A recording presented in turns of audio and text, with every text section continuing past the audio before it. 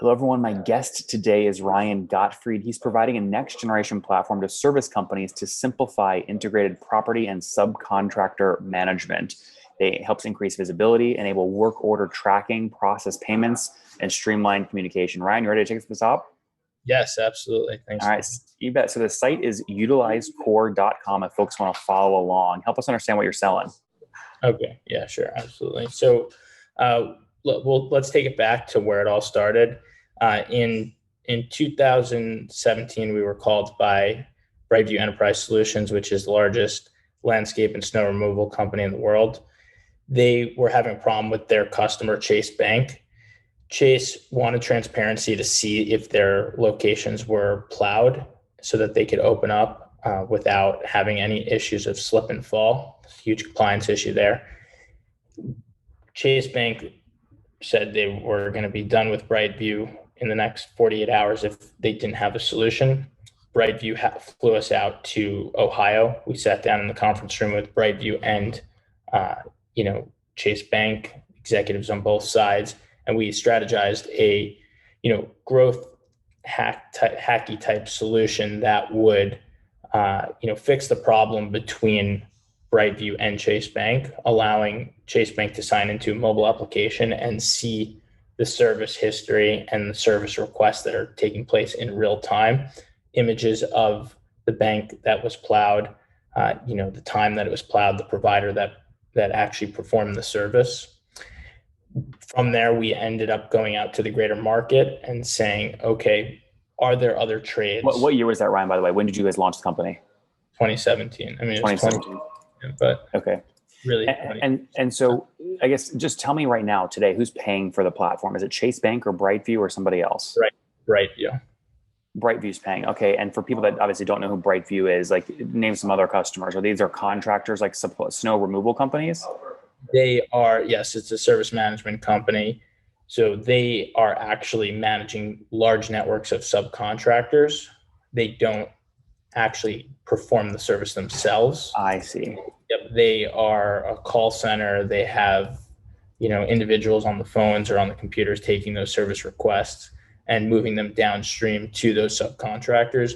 We came into Brightview and automated the majority of those processes. So how many of those companies are paying you today?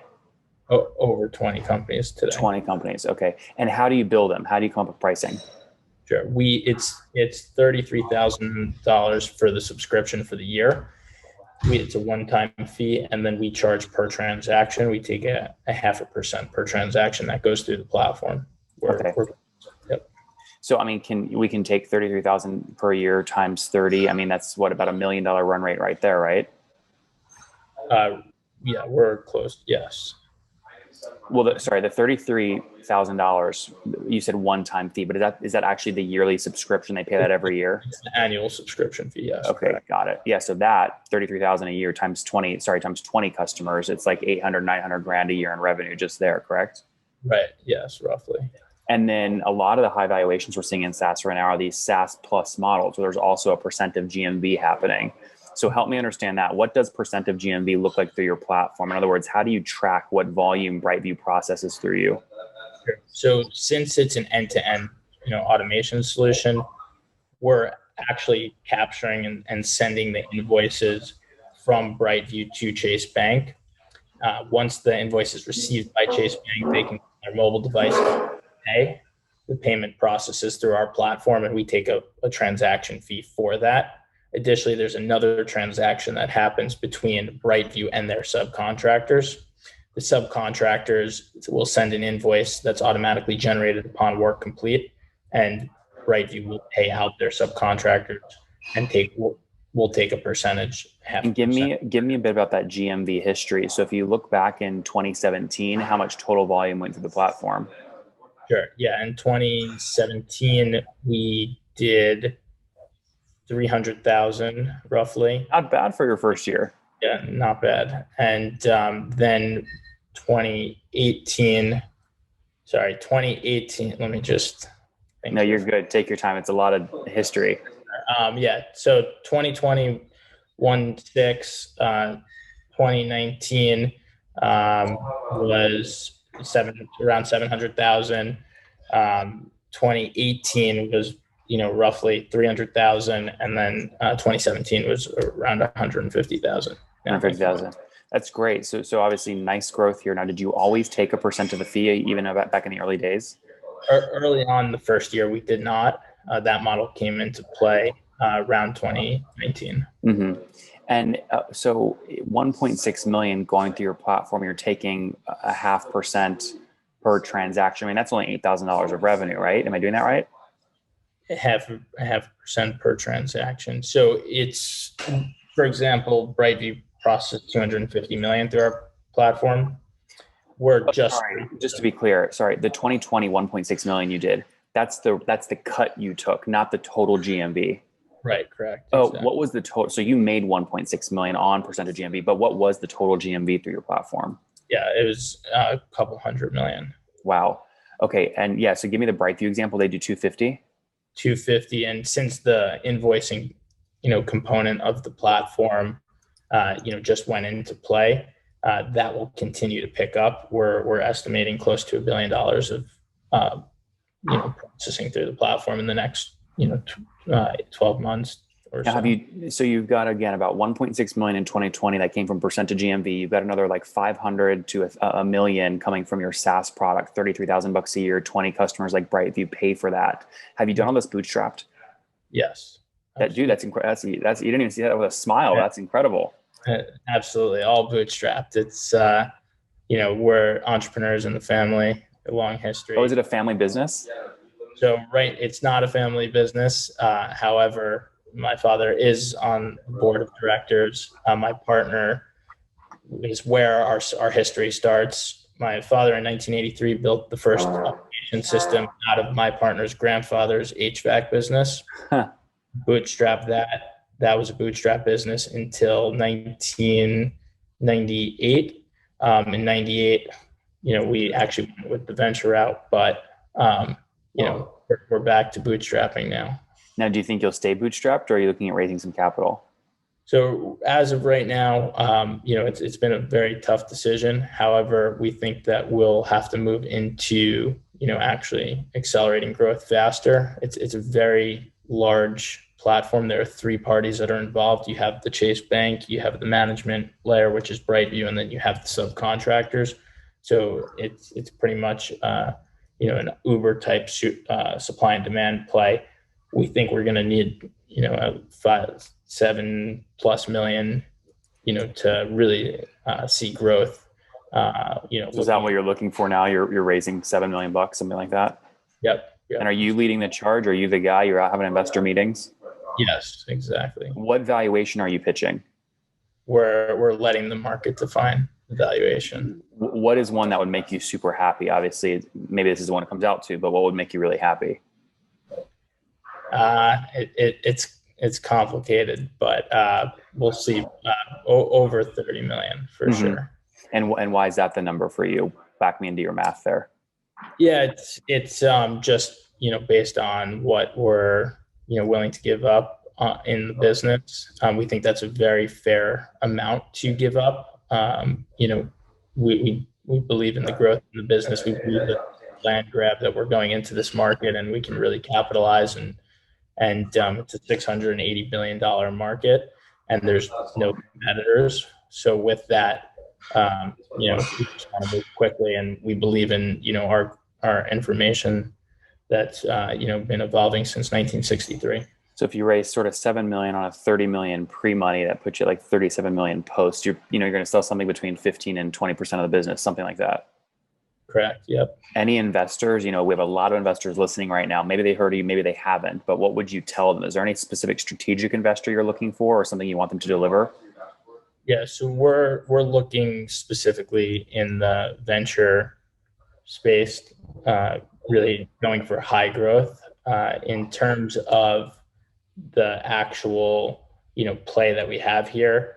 If you think about Uber and what Uber was able to do to the taxi industry, we believe we're on the cusp of doing this in the service management, facility management space. So being able to take, an operating model that's currently working and fully optimizing it, where you can allow these subcontractors to get matched up with these properties, through an automated artificial intelligence type engine. It's going to, these companies or at least our subscribers on the platform are going to see extreme growth with their own business, and also bring a lot of transactions through our platform. Ryan, I think you're going to see a lot of these folks reaching out. Again, if you guys want to do diligence, it's UtilizeCore.com. You'll be able to find Ryan's stuff on LinkedIn, I'm sure. Talk to me, Ryan, about your team today. How many folks total? Sure. We have 52. So right now we are international. We run a 30-70 onshore offshore model. So we leverage Mumbai as well as Costa Rica for the product design. And then engineering takes place in India, and then BAs, sales teams, and product people. Ryan, how many total engineers do you have? There's over 30 engineers. 30 engineers, and how many sales reps or salespeople? Right now there's 7. We're scaling up to 20. Do all 7 have a quota? Yes, absolutely. What quota do you put them on? Like if I joined today and I was a sales rep, what would you tell me my quota was? Roughly 750,000. Okay, got it. So you want me to bring in my first year $750,000 of new ARR landed? Yeah, correct. And what would you pay me? Like what would my base plus my commission, if I hit that quota target, what would I make working for you? Sure. Yeah, anywhere from 60 to 90,000. Interesting. That includes commission. So if I hit my quota, I'll make 90 grand. No, if you hit commission, you can make if you hit your quota, you'll make over 200,000. Okay. Yeah. That's what I was asking. So 60 to 90 base, but plus quota, you'd be over 200K. Yep. Super cool. Yeah. That seems right in market to me. And where are you finding these reps? Are they all in the US? Yes. We're in the industry, like I said, since 1983 with the first platform launching. So other individuals that have worked at, the other companies that we have in similar SaaS verticals are very interested in working. We've actually brought on 2 full-time now. And then we also are working with people that have specifically sold SaaS before, but not necessarily in the FM or service management space. And we're building out a sales engine in Boston.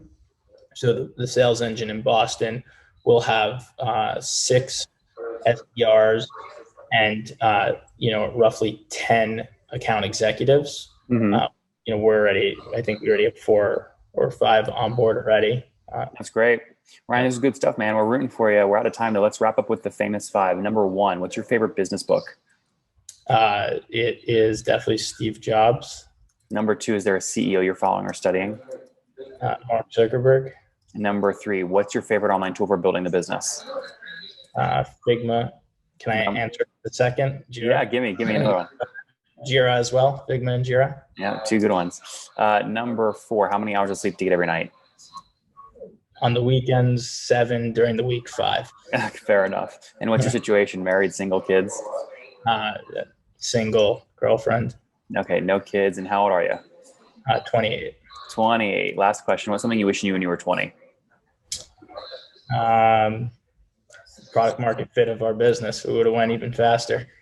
Guys, there you have it. Again, great company here, UtilizeCore.com. Looking at raising right now, maybe $7 million on a 30 million pre. We'll see. They've got a great model of SaaS plus percent of GMV. That percent of GMV has grown over 300 million going to the platform in 2020. They take a 0.5% revenue from that. So they made about 1.6 million via that stream. And then the other 20 customers like Brightview pay them something like $33,000 per year on average. So another 500 to $1 million in ARR there. Fast growing company. Ryan, we're rooting for you. Thanks for taking us to the top.